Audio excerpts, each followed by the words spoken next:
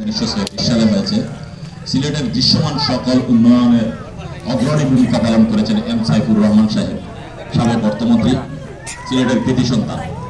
উনারই হাতে গড়া একজন কর্মী। গত 2013 সালের 15 জুন নির্বাচন হয়েছে। উনি যথেষ্ট ভোটে নির্বাচিত হয়েছে। এই স্বৈরাচার সরকারের দাবানল থেকেও তিনি নির্বাচিত হয়েছে। এই সিলেটের জনপ্রিয় আপামর জনপ্রিয়তা অর্জন করছেন আপামর জনসাধারণের কাছ থেকে।